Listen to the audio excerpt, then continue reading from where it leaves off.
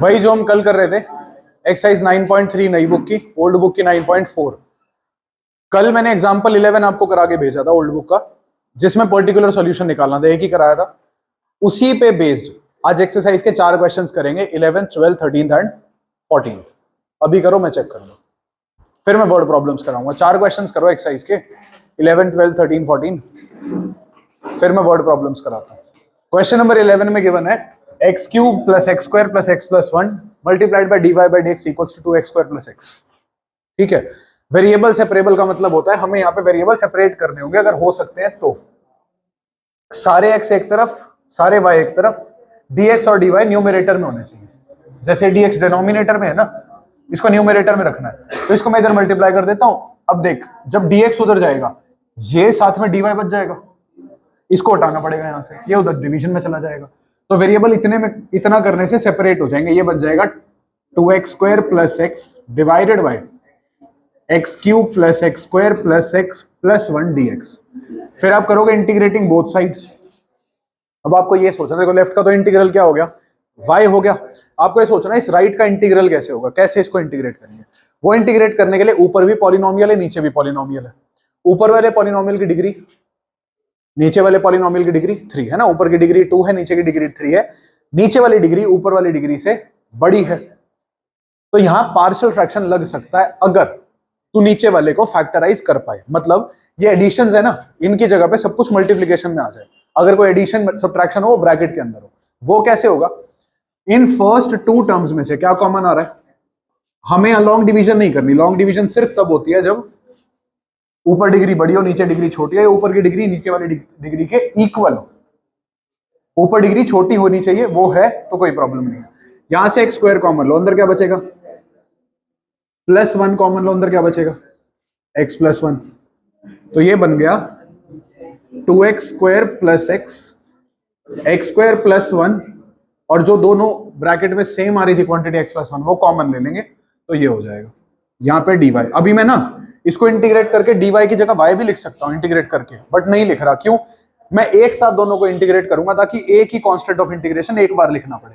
नहीं तो इसको सॉल्व करूंगा तो अलग कांस्टेंट दोबारा लिखना पड़ेगा, इसका कांस्टेंट थोड़ी देर बाद फिर लिखना पड़ेगा, 2 कांस्टेंट आ जाएंगे। तो अब देखो, put 2x square plus X divided by X square plus 1 into X plus 1 is equal to, ऊपर क्वाड्रेटिक पॉलिनोमियल है डिग्री 2 है, नीचे क्यूबिक पॉलिनोमियल है ओवरऑल डिग्री 3 है ना। इसकी डिग्री 2, इसकी डिग्री 1, ओवरऑल डिग्री 3 है। मैंने इसको 2 फैक्टर्स में ब्रेक किया। ये वाला है, देख मल्टीप्लिकेशन हो गई ना इन दोनों की, तो ये फैक्टर्स है। ये कैसा पॉलिनोमियल है, लीनियर। ये कैसा है, क्वाड्रेटिक। एक्स स्क्वायर में कुछ भी ऐड होता है तो वो और फैक्टराइज नहीं हो सकता, ये मैं इंटीग्रेशन पढ़ाते हुए बता चुका हूं। तो ये क्वाड्रेटिक है जो और फैक्टराइज नहीं हो सकता, क्योंकि कोई पॉलिनोमियल फैक्टराइज तभी होता है जब उसका कोई जीरो हो। जीरो होने का मतलब क्या है कि उसमें कोई x की वैल्यू डाल के वो पूरा जीरो बन जाए। जैसे यहाँ पे x की क्या वैल्यू डाल सकता है कि ये जीरो हो जाए, -1। Very good. यहाँ कुछ नहीं डाल सकती, कोई भी वैल्यू डालेगा ये जीरो नहीं होगा, क्योंकि एक्स स्क्वायर हमेशा पॉजिटिव रहेगा। ये नॉन फैक्टराइजेबल क्वाड्रेटिक है। तो हम कैसे पुट करेंगे, a बाय लीनियर प्लस, जब नीचे क्वाड्रेटिक आएगा ना जो नॉन फैक्टराइजेबल है, तो उसके केस में हम ऊपर रखेंगे bx प्लस c। फिर जैसे पार्शियल फ्रैक्शन सॉल्व करते हैं, इंटीग्रेशन में बताया था, यहां तो ऑलरेडी एक फ्रैक्शन है, इसका एलसीएम ले लो। एलसीएम लेने के बाद डिनोमिनेटर्स कैंसिल हो जाएंगे। फिर लेफ्ट और राइट को कंपेयर करके a b और c निकाल लो, तो आपकी a की वैल्यू आ जाएगी। बताना इसमें क्या आ रही थी a की वैल्यू, 1/2, और b क्या आ रहा था, 3/2, और c -1/2। ABC आ गया। तो इसको हम क्या लिख देंगे, अब देखो इंटीग्रल dy किसके इक्वल हो जाएगा, इंटीग्रल dy इसके इंटीग्रल के इक्वल है, और ये किसके इक्वल है, इसके इक्वल, जिसमें a की वैल्यू क्या है, 1/2। तो ये हो जाएगा 1/2 x plus 1 dx plus b की वैल्यू क्या है, 3/2x प्लस c, मतलब प्लस -1/2 c की वैल्यू। ये हो जाएगा -1/2 divided by X square plus 1 dx। ये अलग इंटीग्रेशन हो गई, समझ गया। 1/2 यहां से बाहर ले लो, कॉमन ले लो, 1/x प्लस 1 लॉग हो जाएगा। ठीक है, ये सब्ट्रैक्शन हो रही है दोनों की, इंटीग्रेशन अलग अलग कर दे, मतलब सॉरी डिनोमिनेटर अलग अलग कर दे और इंटीग्रेशन भी ब्रेक कर दे। ये हो जाएगा इंटीग्रल dy इक्वल्स टू 1/2। अभी करेंगे इंटीग्रेट, करेंगे अभी इंटीग्रेट। यहां से क्या करेंगे, 3/2 अलग करेंगे प्लस 3/2, ऊपर क्योंकि सब्ट्रैक्शन है मैं अलग अलग डिनोमिनेटर को ब्रेक कर दूंगा, -1/2 1/, अब ये बताओ इसकी इंटीग्रेशन क्या होगी। बहुत बढ़िया, इसकी इंटीग्रेशन कैसे होगी,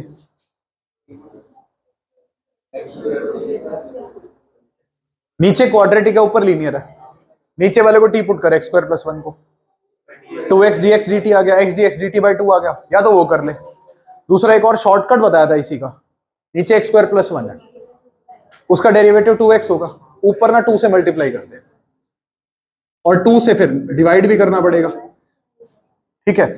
नीचे जो x² + 1 है ऊपर उसका डेरिवेटिव है, जब नीचे कोई फंक्शन हो ऊपर उसका डेरिवेटिव हो डायरेक्टली लॉग हो जाता है डिनोमिनेटर का, तो ये बन गया y = देख 1/2 लॉग मॉड, अब मैं इंटीग्रेट कर रहा हूं सारा एक साथ, सारी इंटीग्रेशन एक ही स्टेप में हट जाएगी, plus 3/4 log mod x² + 1 -1/2 tan inverse x + c। जब तुम ये सारे सुनो, अब यहां पे पेपर में अटेम्प्ट करने के लिए क्या ध्यान रखना है, जब तुम सारी इंटीग्रेशंस कंप्लीट करके ये निकाल रहे होगे ना ये लास्ट वाली वैल्यू, इससे पहले लिख लेना जनरल सॉल्यूशन इज, कि हमारा जनरल सॉल्यूशन है, ये लिख लेना, ठीक है। और फिर इसको अगर जनरल सॉल्यूशन पे रोकना है इसको खत्म करके बॉक्स में डाल देना। यहां पर्टिकुलर सॉल्यूशन निकालना है, उसके लिए इनिशियल वैल्यूज क्या गिवन है, x 0 है तो y 1 है, वैल्यूज डालो 1 = 1/2 log 0 + 1 1 modulus of 1 already positive है log 1 plus 3/4 log 1 -1/2 tan inverse 0 + c। tan inverse 0 0 होता है, log 1 0 होता है, log 1 0 होता है, सब कुछ 0 हो गया, वहां सिर्फ c बच गया, c की वैल्यू क्या आ गई 1। फिर आप लिखोगे पर्टिकुलर सॉल्यूशन इज, सभी ने इस बात का ध्यान रखना है, हर पर्टिकुलर सॉल्यूशन वाले क्वेश्चन में आप पहले मेंशन करोगे कि this is general solution and this would be particular solution.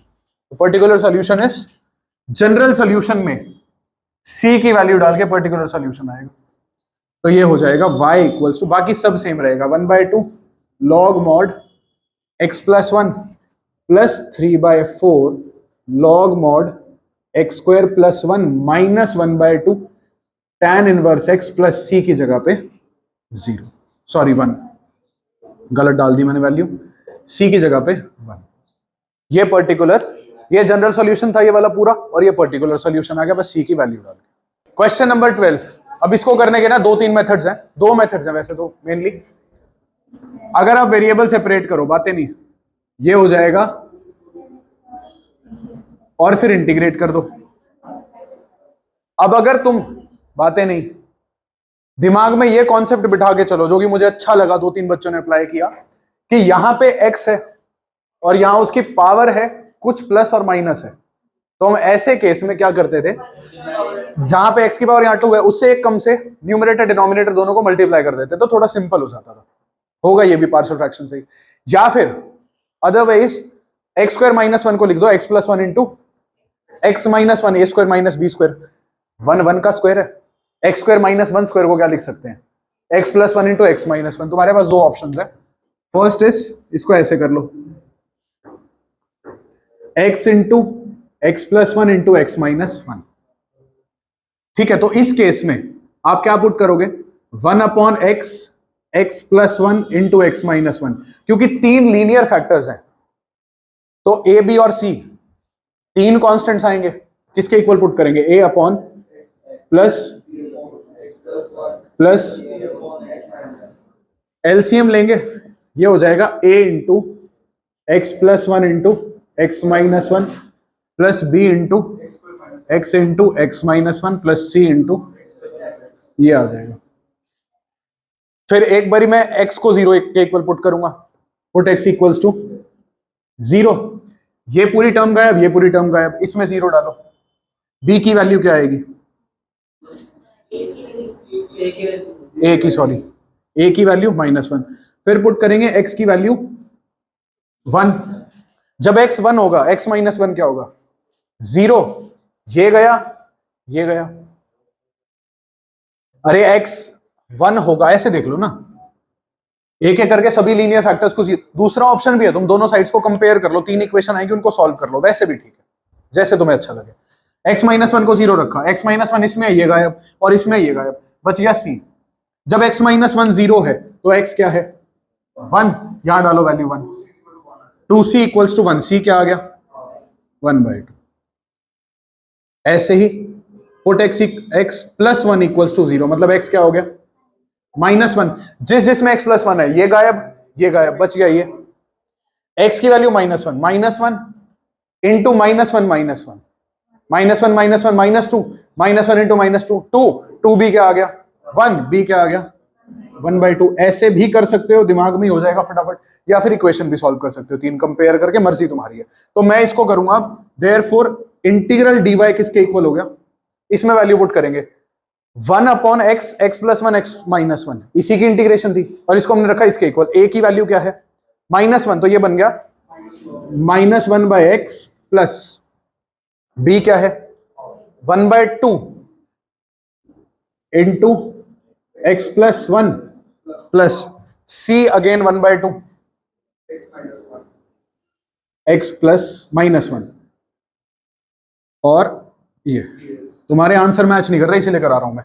इसका आंसर क्या आएगा? y equals to minus log mod x half, ठीक है,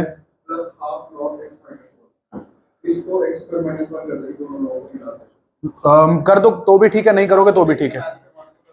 ठीक है, वैल्यूज क्या है? x2 है तो y क्या है? 0। यहां पे क्या लिखेंगे? जनरल सॉल्यूशन इज, अब put x equals to 2, y equals to 0। यहां पे 0 आ गया, माइनस लॉग मॉड 2 तो 2 ही होता है, 1/2 log 3 plus 1/2 log 1 plus c। यहां पूछना एक बार भैया, लॉग c क्यों नहीं रखा? लॉग c क्यों नहीं रखा? लॉग c रख लो तो भी कोई प्रॉब्लम नहीं है, मैं प्रेफरेबली लॉग c तब रखता हूं जब दोनों साइड्स में लॉग, तुम रख सकते हो, कोई प्रॉब्लम नहीं है। लॉग 1 क्या होता है? 0। तो ये बन गया आपका, c की वैल्यू क्या आ गई बताओ? लॉग 2 माइनस 1/2 लॉग 3, ये आ गई वैल्यू। ठीक है, कैसे आ गई? log 1 0 होता है, 1/2 इंटू 0 0, ये दोनों टर्म्स को मैं इधर ले गया, c की वैल्यू आ गई। अब इस c की वैल्यू को वापस इसमें डाल दो तो आपका पर्टिकुलर सॉल्यूशन आ जाएगा। अगर तुम पीछे से आंसर छोड़ दो, यहां पे भी सकते हो, अगर पीछे से आंसर मैच कराना चाहते हो वही बता देता हूं कैसे होगा। पर्टिकुलर सॉल्यूशन इज, बट वो ना यूजलेस है, तुम्हें पता थोड़ा है पीछे आंसर होगा क्या? Minus log mod x plus 1/2 log mod x plus 1 plus 1/2 log mod x minus 1 plus log 2 minus 1/2 log 3। देखो पीछे से आंसर अभी मैच कराने के लिए मैं बता रहा हूं, ये आंसर करेक्ट है। अगर पीछे से आंसर मैच कराने मुझे बता दो, मैं मैच करा देता हूं, बट वो बिल्कुल मतलब यूजलेस चीज है, तुम्हें पता नहीं है ना आंसर है क्या तुम्हारा, तुम्हें पता तो होगा नहीं आंसर है क्या। ठीक है, ये आंसर ठीक है, अगर चाहते हो मुझे बता दो, मैं मैच करा देता हूं पीछे, बताओ क्या आंसर दे रखा है पीछे, नहीं तो यहां छोड़ दो। सेकेंड मेथड क्या है? आप इसको किससे मल्टीप्लाई कर दो, न्यूमरेटर डिनोमिनेटर, इस स्टेज पे इसको ऐसे फैक्टराइज मत करो और ज्यादा, x से मल्टीप्लाई कर दो, ये बन जाएगा x dx x square minus 1, और फिर x स्क्वायर माइनस 1 को टी पुट कर दो, सॉरी x स्क्वायर को टी पुट कर दो, या फिर x स्क्वायर माइनस 1 से भी हो जाएगा वैसे, x स्क्वायर को टी पुट कर दो, 2x dx क्या हो जाएगा? dt, x dx हो जाएगा dt बाय 2। ठीक है, यहां पे क्या है? dy का इंटीग्रल। अब ये x dx की वैल्यू हो गई dt बाय 2, तो ये बन जाएगा integral dy equals to 1/2 dt divided by t into, यहां से ये बेनिफिट हुआ यहां पे 3 लीनियर फैक्टर बन रहे थे, थोड़ा सा काम करने से 2 लीनियर फैक्टर हो गए। इसको रखेंगे a upon T plus B upon T minus 1, तो वो c की वैल्यू निकालने का जो टाइम है वो बच जाएगा। ऐसे भी कर सकते हैं। Question number 13, cos dy by dx equals to a। अब ये क्वेश्चन तुम्हें समझ में आएगा नहीं कि वेरिएबल सेपरेबल का है। देखो अभी तुम्हारे दिमाग में ना एक थॉट डेवलप्ड है कि वेरिएबल सेपरेट करना है, क्योंकि उसी की एक्सरसाइज है। लेकिन अगर मैं इन जनरल तुमसे क्वेश्चन पूछूं, हो सकता है थोड़ा ट्रिक हो जाओ इसको सॉल्व करने में, तो ध्यान से देख लो इस बात को। cos को उधर भेजेंगे, dy बाय dx क्या हो जाएगा, cos इनवर्स है which is a constant quantity, dx को उधर भेजो, dy equals to cos inverse है dx। जब इंटीग्रेट करोगे cos इनवर्स से पहले ही बाहर रह जाएगा। ठीक है, नहीं अग्रिम? तो y equals to cos inverse a x plus c। ये cos इनवर्स a x का कोएफिशिएंट है, मतलब इसके साथ मल्टीप्लाई हो रहा है पूरा। ठीक है, ऐसे। अब इसमें जो वैल्यूज चाहिए हो वैल्यूज डाल दो। कुछ बुक्स में 1 है y की वैल्यू, कुछ 2 है, तो उसके अकॉर्डिंग आपकी c की अलग अलग वैल्यूज आ रही हैं, इसलिए पीछे आंसर मिसमैच हो रहे हैं, कोई प्रॉब्लम नहीं है वो। नई बुक का एग्जाम्पल नंबर 7 है, ओल्ड बुक का एग्जाम्पल नंबर 12 है। जहां से थोड़ी सी ना वर्ड प्रॉब्लम्स आपको इंट्रोड्यूस करा रहे हैं, उसके बाद फिर आगे जाके वर्ड प्रॉब्लम्स और ज्यादा कॉम्प्लिकेटेड भी आएंगी। देखो ये सिंपल सी है, कह रहा है फाइंड द, ध्यान से सुनना, find the equation of curve passing through the point 1,1। हमें कर्व की इक्वेशन फाइंड आउट करनी है। AOI में इलिप्स क्या था, कर्व था ना, कर्व, उसकी एक इक्वेशन थी, क्या थी इलिप्स की equation, X square upon plus Y square upon equals to, very good, मतलब इक्वेशन में क्या आ रहे हैं, एक्स और वाई, कोई dy बाई dx वगैरह नहीं होते। ठीक है, स्ट्रेट लाइन की equation ax plus B Y plus C equals to 0, 1 नहीं। ठीक है, इसमें भी x और y है। आगे चलते हैं, सर्कल की इक्वेशन, सेंटर्ड एट ओरिजिन है तो x square plus Y square equals to r square, else x minus h whole square plus y minus k whole square equals to r square. ठीक है, again x और Y है। तो equation of curve क्या होती है, फिर से भाई, एक ऐसी इक्वेशन कि उस कर्व के ऊपर बैठे हुए सारे पॉइंट्स के कोऑर्डिनेट्स उसको सेटिस्फाई करें। एक ऐसी इक्वेशन किसी भी कर्व के लिए, पैराबोला है मान लो, अगर ये कोई पैराबोला है और इसकी इक्वेशन होगी Y square is equal to 4ax, मान लो a2 है, तो ऐसी इक्वेशन होगी Y square is equal to 8x।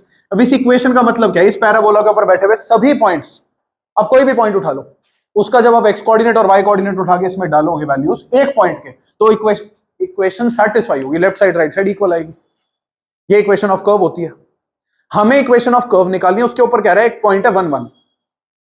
इसका मतलब उस इक्वेशन का, जो भी इक्वेशन होगी मुझे नहीं पता, उसका एक सॉल्यूशन नहीं है 1, 1। अरे अगर किसी भी कर्व के ऊपर, समझो बात को ध्यान से, किसी भी कर्व के ऊपर एक पॉइंट 1, 1 दे रखा है, कर्व के ऊपर मान लो इसके ऊपर मैंने बोल दिया पॉइंट 1, 1 है, इसका मतलब क्या है 1, 1 इसका, इसकी इक्वेशन का क्या है, सॉल्यूशन, एक सॉल्यूशन दे दिया, इक्वेशन का एक सॉल्यूशन दे दिया। और कह रहे हो उस कर्व की डिफरेंशियल इक्वेशन, डिफरेंशियल इक्वेशन क्या गिवन है, X D Y 2x square plus 1 dx। यहां डेरिवेटिव्स हैं, जैसे ही आप डेरिवेटिव्स हटा दोगे x और y बन जाएंगे सॉल्यूशन में, है ना, डेरिवेटिव्स हट गए, वो जो आएगा ना आपका सॉल्यूशन, वही उस कर्व की इक्वेशन होगी। मेरी बात को समझेंगे अभी ध्यान से, देखो सबसे पहले इसको सॉल्व करते हैं। कैसे सॉल्व करेंगे भाई, dy इक्वल्स टू, ऐसे होगा, इसको सेपरेट करो, कैसे इंटीग्रेट होगा, सेपरेट कर दो बस, सिंपल है, 2x plus 1/x dx, integrate भी कर ही देता हूं मैं साथ साथ, y equals to x square plus log mod x plus c। अब बात को सुनना ध्यान से, ये क्या है, x और y में इक्वेशन, यस और नो, इसमें कोई किसी भी तरीके के डेरिवेटिव्स इन्वॉल्व नहीं है, इसको बोलेंगे इक्वेशन ऑफ कर्व। किसी ना किसी कर्व की इक्वेशन होगी है, क्यों, इसमें कुछ भी x डालोगे y मिलेगा, कुछ भी y डालोगे x मिलेगा, वो कुछ पॉइंट्स होंगे, उन पॉइंट्स को जब फ्री हैंड से ज्वाइन करोगे कोई ना कोई तो शेप मिलेगी, तो ये इक्वेशन ऑफ कर्व है। Whose differential equation is this? अरे डिफरेंशियल इक्वेशन कैसे आती है, इसको डिफरेंशिएट करेंगे, डिफरेंशियल इक्वेशन बन जाएगी, इसको डिफरेंशिएट करोगे वो बन जाएगा। तभी तो उसको सॉल्व करके ये आ रही है। ये फंक्शन, बात को समझो, y की वैल्यू है, इसका मतलब ये y की वैल्यू इसका सॉल्यूशन है ना। तो जब इसमें आप देखना ध्यान से, यहां से dy बाई डी एक्स निकालो, क्या आ रहा है, मतलब आपका dy बाई डी एक्स आ रहा है 2x प्लस 1/x। मैं ज्यादा कुछ नहीं करता, इसको एक बार इसको डिफरेंशिएट कर दो, इसको डिफरेंशिएट कर दो, y का derivative dy by D x, x square का डेरिवेटिव 2x log x का डेरिवेटिव 1/x, c का डेरिवेटिव 0, इसको डिफरेंशिएट करके यही आ रहा है, और ये इसी के इक्विवेलेंट है, यहीं से निकाल लिया मैंने। इसका मतलब इस कर्व की इक्वेशन की डिफरेंशियल इक्वेशन ये है। तो जब भी आपको कहा जाए ना क्वेश्चन में, 100 बात की एक बात, क्रक्स सारी बात का ये है, जब भी क्वेश्चन में ये बोला जाए find the equation of curve, solution निकालना है। बेशक इसको नोट कर लो वहीं पे कि जब भी क्वेश्चन में आएगा find the equation of curve, you have to find the solution of the given differential equation. बेटे ये सॉल्यूशन आ गया, इक्वेशन ऑफ कर्व आ गई। कह रहा है इसके ऊपर एक पॉइंट 1 1 है, क्यों दिया है वो 1 1 का मतलब क्या है, इसके ऊपर एक पॉइंट, इसका सॉल्यूशन है। पहली वैल्यू किसकी है, अगर 1 1 इसके ऊपर एक पॉइंट है, पहली वैल्यू किसकी है, x की, सेकंड वैल्यू किसकी है, put x equals to y equals to, बताइए क्या आ रहा है, c इक्वल्स टू 0, ठीक है, c 0 आ गया, इसका मतलब इक्वेशन ऑफ कर्व इज क्या बन गई, y equals to x square plus log mod x। अगर ये पॉइंट 1 1 ना दिया होता हम किस पे रुक जाते फिर, जनरल सॉल्यूशन। वो एक कर्व होता है या इनफाइनाइटली मेनी कर्व्स होते हैं, देखो सी चेंज करने पे कितने कर्व्स आते हैं, अलग अलग कर्व्स आते रहते हैं, इनफाइनाइटली मेनी कर्व्स हैं इसमें, लेकिन एक सी डालते ही ये एक फिक्स्ड कर्व हो गया ये। आई बात समझ में। तो अगर इसी चीज को हम फॉलो अप करें, एक बार एक्सरसाइज ओपन करो,